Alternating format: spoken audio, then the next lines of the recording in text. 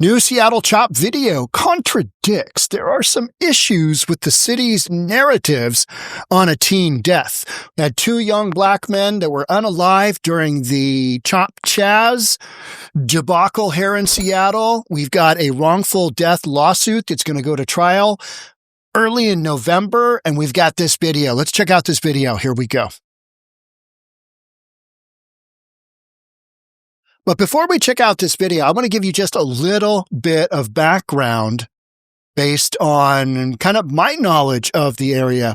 So here's what we're looking at. This is the Cal Anderson Park. This kind of area right here. Let me get out my yellow. This was Chop and Chaz right here, this area in here. It was a handful of blocks.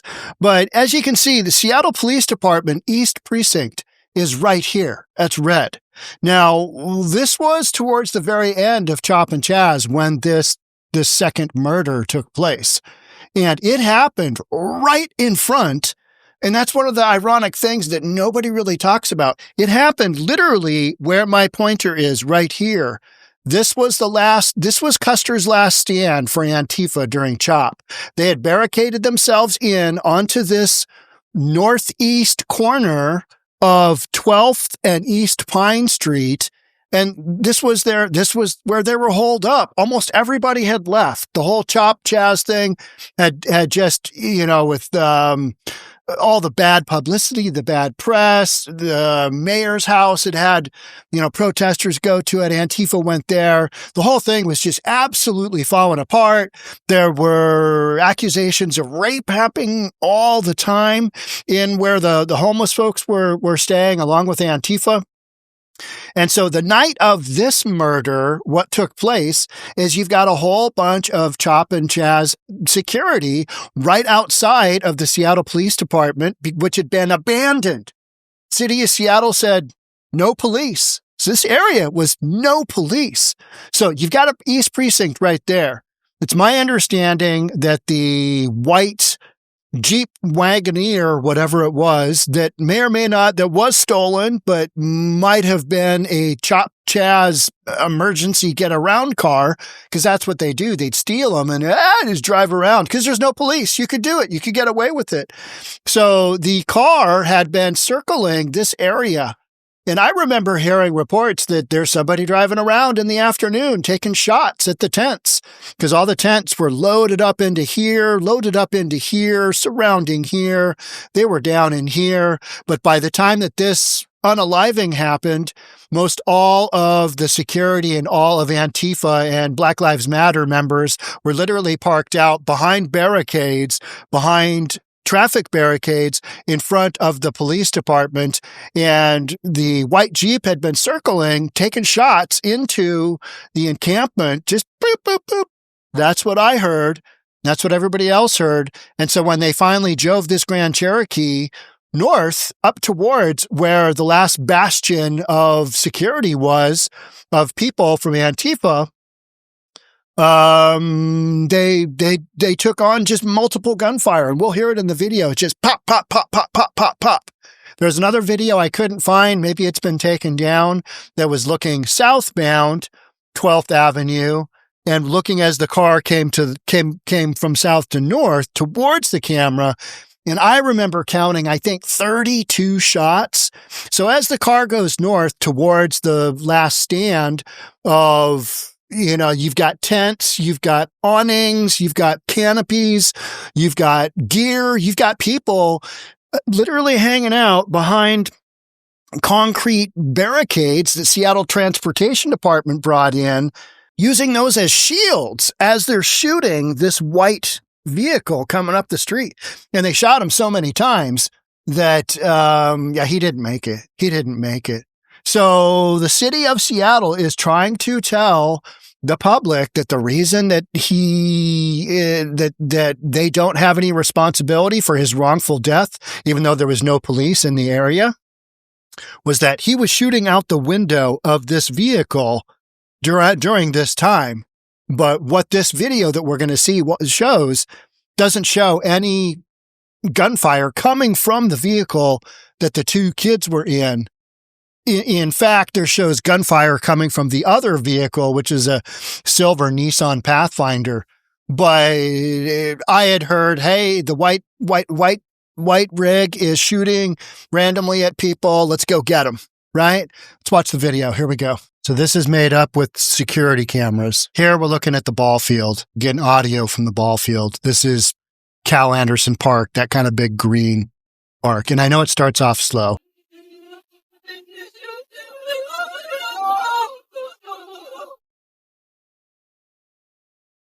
Hearing some shouting off in the distance.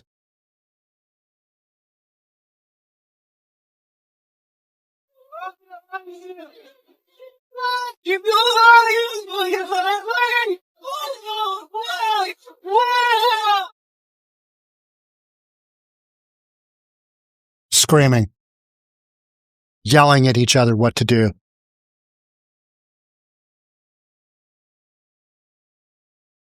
This is also Cal Anderson Park. Looking to Cal Anderson Park. These are tents.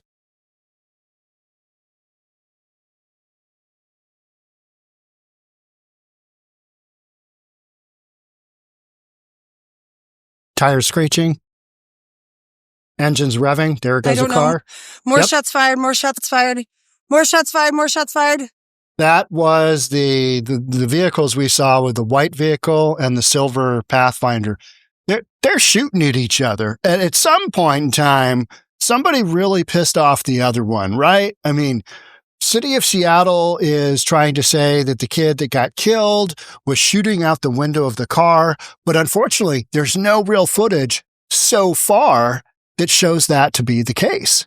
Doesn't mean that it didn't happen. It just means we don't have the footage that shows what the city is kind of hanging their hat on, which is they can't have any liability if this kid was hanging, out the door. The kid committed a felony by shooting out the window, but City of Seattle doesn't have any real footage of that actually happening. So you've got a couple of live streamers that call it out. Well, the Jeep shooting at tents, get down, that kind of thing. But when you're at CHOP and it's dark and there's chaos going on, remember, you're hearing during the middle of the night screams from women being R-worded. You've got crazy people in there. They're homeless people just shrieking. You've got all kinds of just nuttiness going on. And so to have this kind of confusion is pretty normal. Let's keep going. Shots fired. A car's been circling around, shooting more shots into tents. More shots fired. More shots fired. Somebody on a... It's that white car that's been circling around. There it is.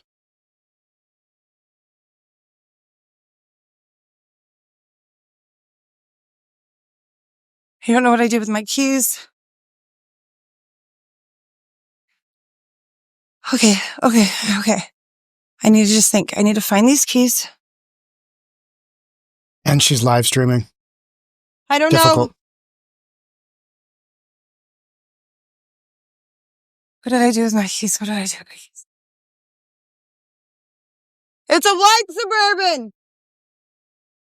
It's like a Bronco. Where are my keys? Okay. I found my keys. Okay.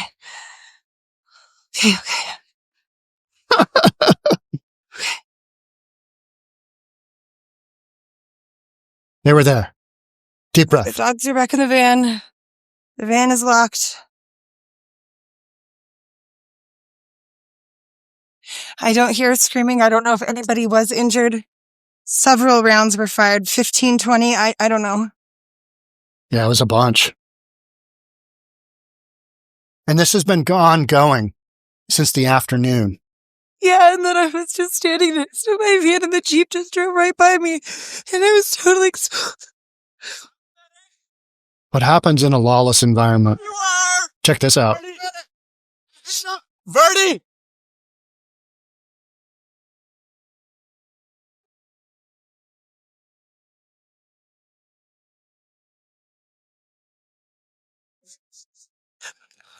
Well, she does a good job of keeping it rolling. Check out this next one. If you want to be safe, head to the precinct. Go. How ironic is that? If you want to be safe, go to the precinct. Go to where police officers work. But it wasn't safe because there's no police officers there. What he's saying is that that's where all their arsenal is of firearms, right?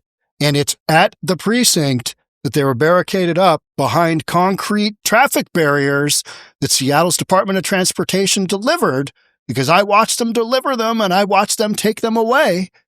And they're just literally hunkered down in there like this. And when that car comes up, you're going to hear what happens when that car comes up, when that Jeep comes up.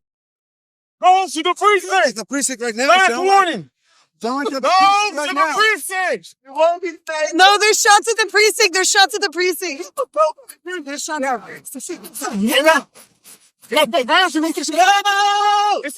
Go! Precinct! No! Precinct! Shots right there.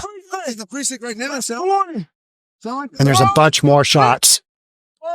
No, there's shots at the precinct. There's shots at the precinct.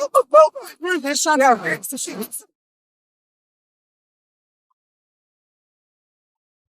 Now they're going to cut across the field.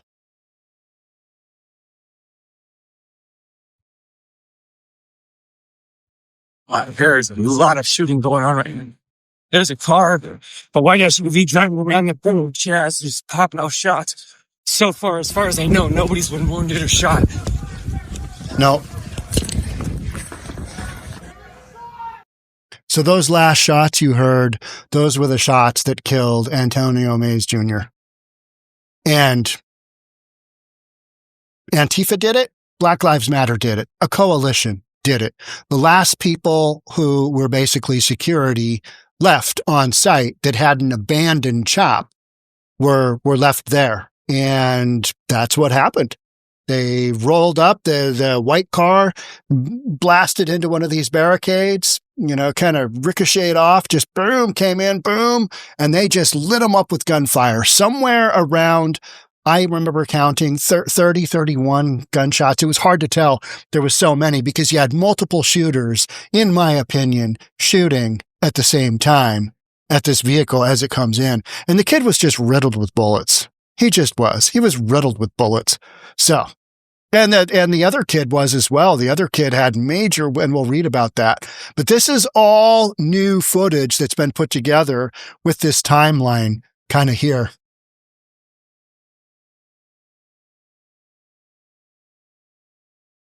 Sorry, shut up. You can't call me because I'm interrupting you.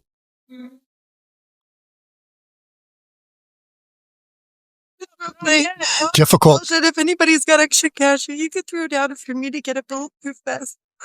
So now she's asking her live stream to give her some cash so that she can get a room and kind of get away from all this nonsense, but still keep covering the coverage. I mean, I was at this site the day before. I was at this site the next morning to just check it out. I've got a bunch of footage, but it was real hairy during this time period, because you knew things were just, Seattle Police Department was going to come in and clear things out. And after this, boy, did they ever. It was like 1 or 2 days after this, it was like, it's go time, boys. Let's get in there. And, it wasn't much of a battle, right? Because there weren't very many of the actual fighters, the warriors left at this point. There was just a handful. Was it a dozen? Maybe. I remember walking past thinking, boy, there are not many folks here left that were the true, revolutionaries, the Black Lives Matter, terrorist group, and then Antifa, black bloc clad, right? They kind of simultaneously did this whole thing. And it was kind of a known quantity that Chop Chaz was winding down and the cops were going to take over. And that's when this shooting took place. So I can stay out here and do those shit. That would be really appreciated. That poor kid is on his way to dying at this point in time. Horrible. I was afraid to get rid of that car. Yeah. Does the city of Seattle have liability for the shooting of these two young men?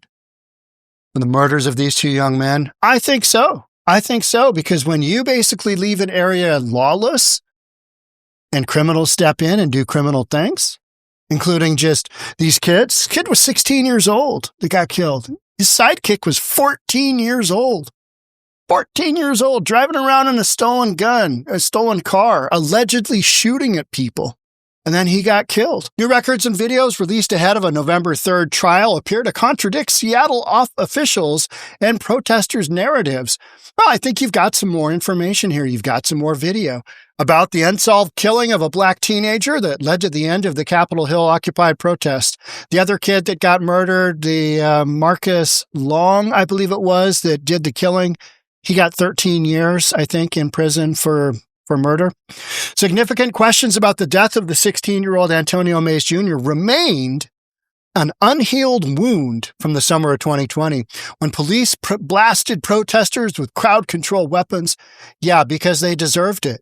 You had activists, you had gawkers, unsheltered people, homeless people, and thrill seekers occupied 8 square blocks of Capitol Hill after officers abandoned the department's East Precinct at the request of their mayor and city council. Hey, if you guys would just de-escalate this and leave your precinct, what kind of police department is mandated to leave their precinct?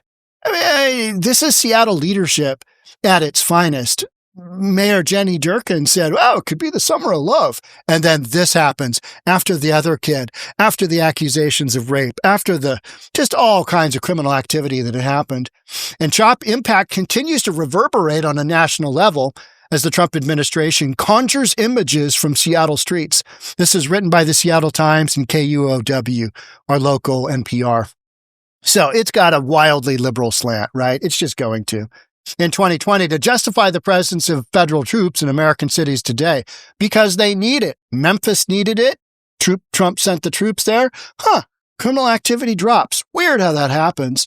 Trump evoked his threat to intervene in Seattle in 2020. Well, maybe he would have saved a couple of black lives. Maybe that would have happened. Instead, Seattle's leadership opened themselves up to, massive lawsuits. Hey, what happens when you take police out of an environment? What could go wrong?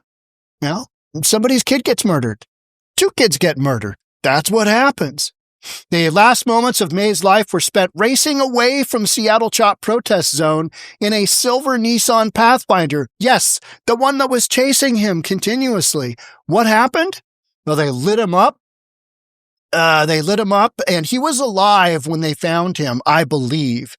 He was dying, and I can't remember the comment they made to him, some like, we're going to kick your rear end or something like that. And then I think what happened is the folks driving the Nissan Pathfinder realized this kid's dying. Maybe we should try and save him. Let's get him out of here. They stuck him in the Nissan Pathfinder. After chasing him and shooting after him, they now take his bullet-riddled body to the hospital, as 3 people with a 4th hanging onto the roof frantically drove the mortally wounded teenager toward medical care. So that's the exact same thing that happened with the other kid, and they couldn't get the other kid to the hospital in time. He bled out because the ambulance isn't supposed to go into an uncontrolled violent shooting. And so you got a situation where an ambulance probably could have done work, but because the city of Seattle had said no cops in this area, and when the ambulance went in, they're like, we're not coming in here. We're not going to do triage in an absolute war zone. It's not secure. Got to have the police come in by law. So Seattle, by actively telling their police officers to abandon this precinct, to abandon this entire area, to me, open themselves up for liability. But they've got good attorneys, and they'll probably, get this lawsuit disbanded thrown out. But who knows? May's father said he filed his lawsuit against the city of Seattle in 2023 to push for more information about his son's killing after updates from police stalled. We didn't hear anything after a while. It's still unknown who killed this poor kid, right? And when I say that, I mean he is somebody's son, period. Whether he stole the car, whether he's running around shooting people, He's 16 years old, and he's out. He's doing some shenanigans, which unfortunately he lost his life for. Does the city of Seattle have liability? I think they do, just from the standpoint of, hey, what could go wrong? It could be the summer of love or not. And that's what happened, is the or not. Antonio Mays Sr. and his attorney alleged that the city's negligence in its emergency response led to Antonio Jr.'s death. The lawsuit requests unspecified damages. City lawyers have argued that Seattle bears no legal responsibility for what happened to Mays because they say he was shooting a gun out of a Jeep he stole when he was shot, citing a protester who was live streaming from CHOP. Oh, I don't know. I would want to hang my entire case on that. But here, let's play devil's advocate. Why was the Pathfinder so hell-bent on chasing this vehicle down? Because they were shooting at people. We just don't have the footage to prove it. There's got to be footage out there. Somebody's got footage of this Jeep surrounding this area, because it was a known quantity. The Jeep was surrounding the area and taking shots at people. Don't know what the beef is. Don't know what the deal is. Don't really know.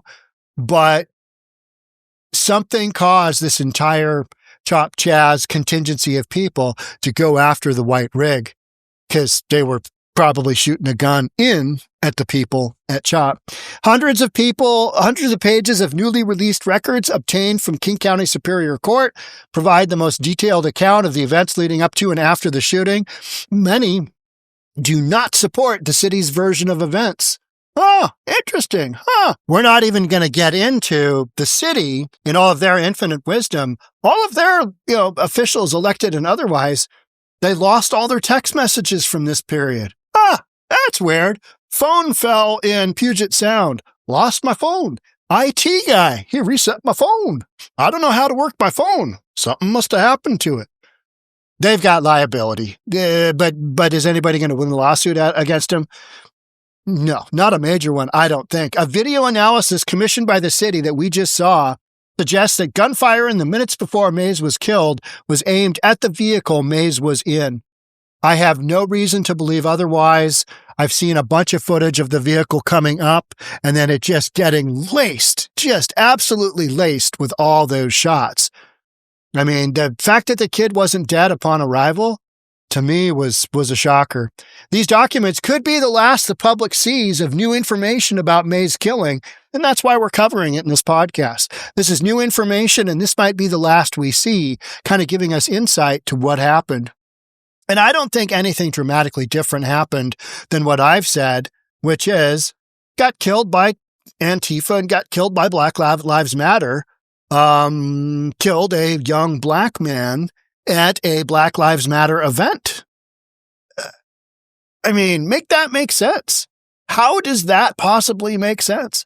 It doesn't. It doesn't. And that's why Trump wanted to, back in the day, send troops in so things don't get out of order like this, where you got teenagers running around shooting each other in stolen vehicles with no adults around. So, information about Mays' killing if the judge grants the city's request to throw out the case, unless Seattle police name a suspect and prosecutors bring the case to trial. Number one, a familiar SUV.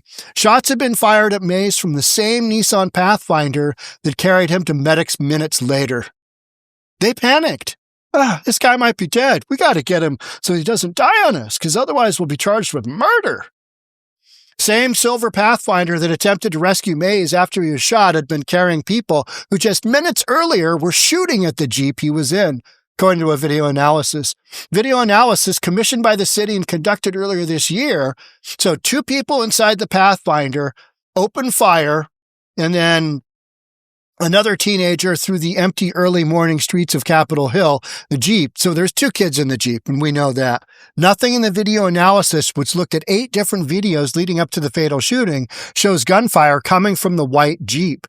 Doesn't mean it didn't happen, just means they don't have the footage. Right? Because they're not just randomly shooting this white Jeep.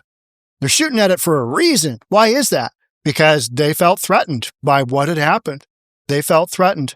So, Mays was killed in a chaotic night after CHOP had gradually grown more disorganized, just diminished group of protesters You had volunteer security, unsheltered people, and partiers remained.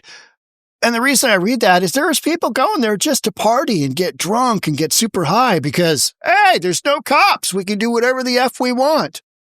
And they did. And they did. Witnesses that night recounted multiple instances of gunshots and fireworks ringing out. There was always fireworks. Somebody was always, some loud pop. And you're like, is that a shooting? Oh, no, it's just fireworks. Yeah. To date, no video has emerged showing anyone in the vehicle holding a gun or firing. Okay. But the legend is that the white Jeep was firing randomly. Multiple people saw it. Whether anybody will testify, probably not. Most widely cited evidence from someone in the Jeep was shooting coming from the live stream. A protester narrates as shots ring out. Car has been circling around, shooting more shots into tents. White Jeep is not visible in the live stream at that moment. And even if it was, you probably wouldn't be able to see that unless you're actually close enough to see the gunfire coming out of the barrel, right? Nevertheless, Seattle City Attorney cited this protester's live stream to argue the city wasn't liable for May's death because he was shooting from the Jeep, committing a felony when he was killed. All right. But is that going to work? Is that defense going to work? I don't know. Are they going to go to trial with that? Don't know. We don't know. I mean, is that literally what you're doing? Okay. Lawyers know the law better than I, right? Newly released video analysis suggests that gunfire in the minutes leading up to the May's death came from people shooting at the Jeep carrying the teens. Additionally, lead homicide detective Alan Cruz testified under oath that Antonio Mays Jr. and survivor Robert West, the kid in the passenger seat, were victims who fired no shots and committed no crimes. I'd say odds of that are not high. I don't think so. That does not ring true. I have nothing to, hang my hat on that. It just doesn't seem likely. The odds of that happening, slim to none. Witnesses said CHOP Security, in parentheses, was responsible for the shootings of the two boys. And that's what I've always said. And some support of the protest online even praised the shooters for their marksmanship and for stopping what they perceived to be a threat. It was CHOP Security. It was Antifa and Black Lives Matter members and just random people. They collectively murdered a black kid at a Black Lives Matter event. Horrible. Kid came from Southern California. He'd been in Seattle for just 8 days. He wrote his dad a really sad note. Who was driving?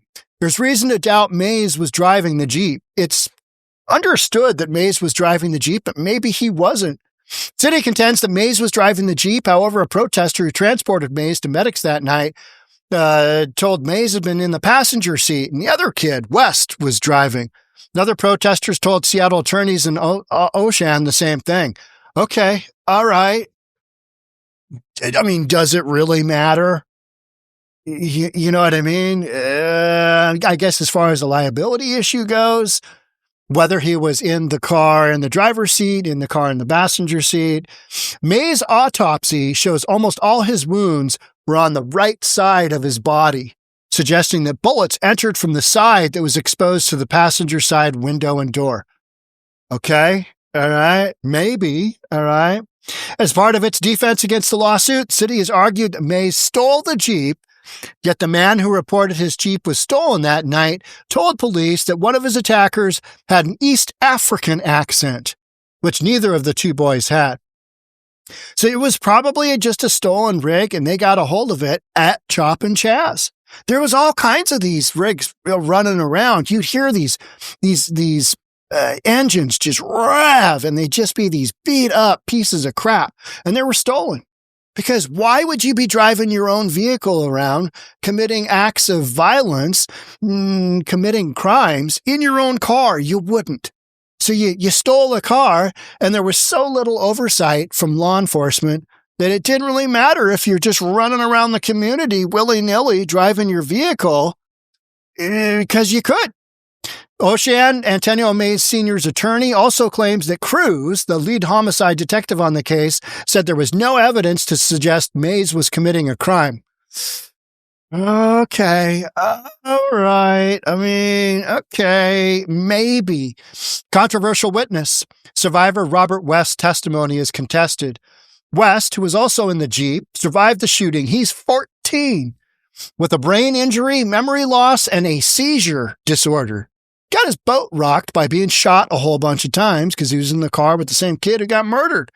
According to his attorney, medical records in his own testimony, he has told medical staff and attorneys different versions of what happened that night. Kid's 14 and he almost got killed. You think he might rework his story a little bit? If I say that, that's not going to work out well for me. So he said a handful of different things. And when he was in a rehabilitation facility in 2023 in Kansas City, West said he stole the vehicle with a friend who was shot and died in his arms. That's probably pretty accurate, but he didn't make any indication that they were shooting at others, right? West has never been charged with stealing the Jeep. West had a lawsuit and that got tossed out with the same attorney that Antonio Mays Sr. has hired.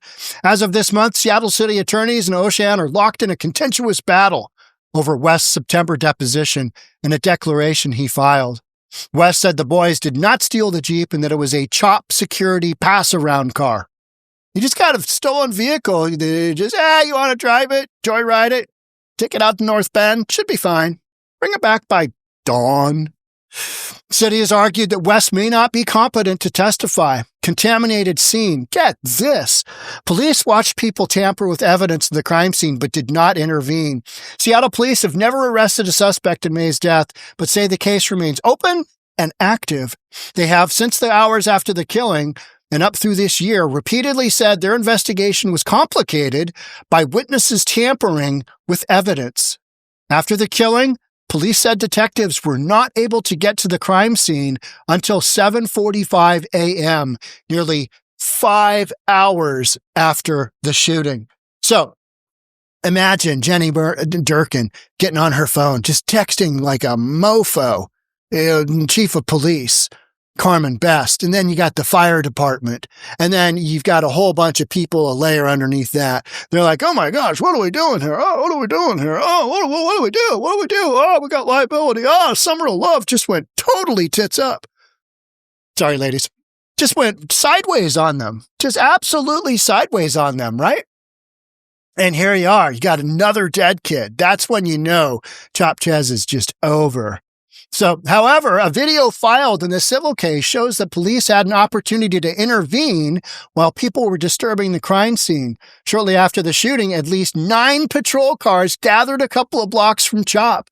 Police body-worn video from the aftermath of the shooting shows a contingent of police officers approach the crime scene, and one of the officers uses binoculars to watch people rifle through the Jeep. They know that the evidence that they need to convict somebody of the murder is literally disappearing in front of their eyes. They need that evidence.